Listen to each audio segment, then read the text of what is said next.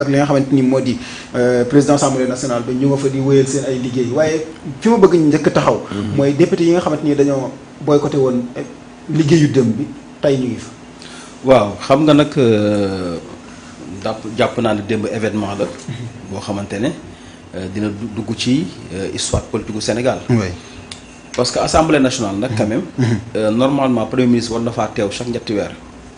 daal di waxtaan daal di rendre compte yi parlementaires yi léegi nag lii lu bees la Sénégal parce que toog nañu 2 ans ci nguuru Macky mais amul benn premier ministre bu ñëw assemblée nationale rendre compte ñi nag par souci de clairvoyance de transparence dañu dig am nañu dig askan wi mais saa yi ñu doxee ay jéego ñi représenté askanu Sénégal mooy les parlementaires. oui.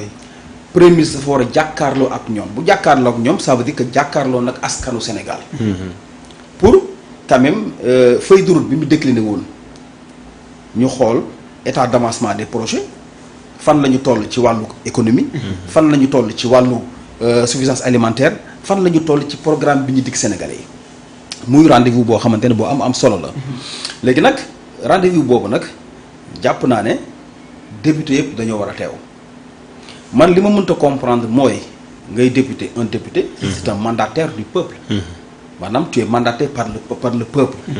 askan wi ngay représenté. du sa jëmm ci. oui parce que askan woowu ñoo la tànn pour nga dem pour seeni jafe-jafe nga mën toog ci ndeyu penc réew mi layal leen jafe-jafe yooya. donc député man jàpp naa ne métier bu noble la te du caaxaan. te magistrature bii.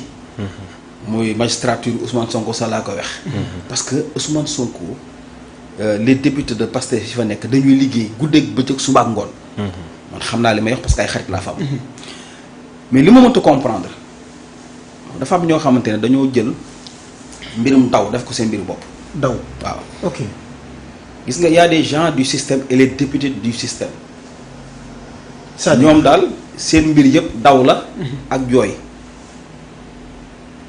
Ana Madiambal Diagne c'est un journaliste du système.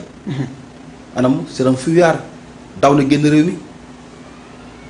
ana Antoine Diome dégg naa mi ngi fii ñi naan mi daw na.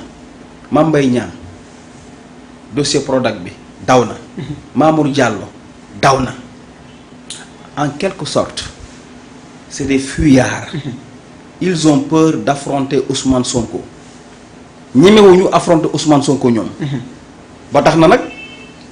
saa yu Ousmane Sonko wootee quand Ousmane Sonko était dans l'opposition. oui biñ koy commencé. bi Ousmane Sonko nekkee opposition. oui ñemewuñu woon affronter Ousmane Sonko au niveau de l'Assemblée nationale. oui. bu daan dugg ñuy génn buy génn ñuy dugg mu dem ba téye pouvoir bi ki nga ñemewul mu doon opposant mais est-ce que kooku bu demee ba téye pouvoir mais di nga ko ñeme. xel nanguwu ko. ils ont peur d'être en face de Ousmane Sonko. parce que la plupart de ces députés là. man ñu bëri xamoon nañ duñu ñëw ay tapet lañ de. ok ñemewuñu Ousmane Sonko jàkkaarloog moom attention nag saa coow lay fi nekk de. coow lay fi nekk mais jàkkaarloog Ousmane Sonko yombul encore une fois parce que foog nga am ay argument foog nga am ay bagages intellectuels foog nga xam li ngay wax pour mën a jàkkaarloog un homme comme Ousmane Sonko encore une fois ndax du waxantu. lim ñu waxoon lépp ci mbirum dette cachée bi. lim ñu waxoon yépp sur massacre économique bi fi am Sénégal mais ak compte 1000 milliards bi ñu waxoon mais ba léegi dara teggeeku fi. rapport Cour des comptes bi mu ñëwee dafa dëggal loolu mais man je vois que nag dafa am loo xamante ne nag wax dëgg yàlla il faut des sanctions parce que munoo nekk un parlementaire. le premier ministre du Sénégal ñëw assemblée nationale. yow yaa ngi toog ci penc mi. di ratatati di mbalmbali bu ñu waxee nga ne Azer nii Azer naa bu ñu waxee nga ne non hôpital bi fii hôpital bële bu ñu waxee nga ne non santé bi doxul bu ñu waxee nga ne non éducation bi lii. le premier ministre chef du gouvernement. di ñëw assemblée nationale nga daw. kon ça veut dire que tu ne mérites pas ton mandat de député encore une fois et dafa ruslu dafa ñaaw ci ces députés fuyards là. man jàpp naa ne nag muy seen conglomérat boobu association boobu nga xamante ne saa waay ay ragal lañu. ñooñu normalement dañu war a dagg ci ñoom seen absence si ñi def nii encore une fois. te gis nga Mansour. xam nga fii ngay xamee ñan ñoo bëgg Sénégal ak ñu bëggul Sénégal députés yi ñu am au niveau de l'Assemblée nationale mais ces députés de l'opposition là. Ils sont dans la manipulation. bu ñu bëggoon Sénégal. dañuy ñëw taxaw affronter le premier ministre. premier ministre nit dong la boo ko posé question mais daf lay tontu mu jeex mais ñoom ñëpp la plupart ma wax la benn mbir nga xam ko. ñu ci bëri dañu am ay dossiers. y a des gens yoo xamante ne dañu am ay dossiers Ousmane Sonko téye dossiers yi xam seen dossier. ci ñoom député yi. ñenn ñu bëri ci camp ba ñu nekk. ok xam nañ ne saa yu jàkkaarloo Ousmane Sonko wax joo xamante ne teguwul.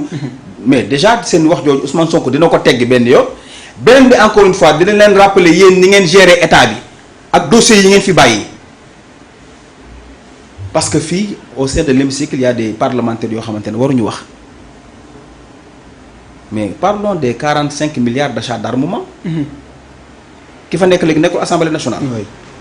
ki dibi suñu Orix nekkul assemblée nationale. ces gens là yi ñu dénkoon budget réewu Sénégal ñu bàyyi la ñu fa dettu 24 000 milliards. même suñu ancien premier ministre. suñu ancien premier ministre bi. oui Amadou Ba mii. te mi ngi xaar dossier nekkuñ au niveau de l'Assemblée nationale pourquoi ils ont peur d'affronter Ousmane Sonko.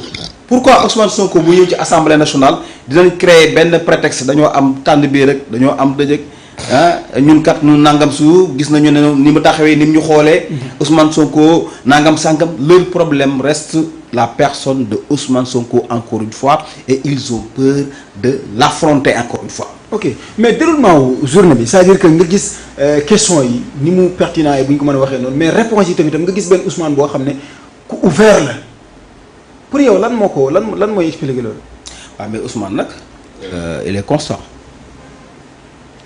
Ousmane du waxantu gis nga nous avons un premier ministre boo xamante ne. il n'a pas froid aux yeux. un premier ministre boo xamante ne il ne marche pas dans la tergiversation. ok non bu toog di wax ak les parlementaires bu jàkkaarloo ak sénégalais lépp lu mu wax mën nga koo vérifier ci Cour des comptes lépp lu muy wax dafay téye ay preuves soo ko wax encore une fois mais démb yi ñu soulever au niveau de l'Assemblée nationale mais question yu am solo la ñu soulever au niveau de l'Assemblée nationale. li ñu fa wax yëpp mais niveau bi dafa yéeg trop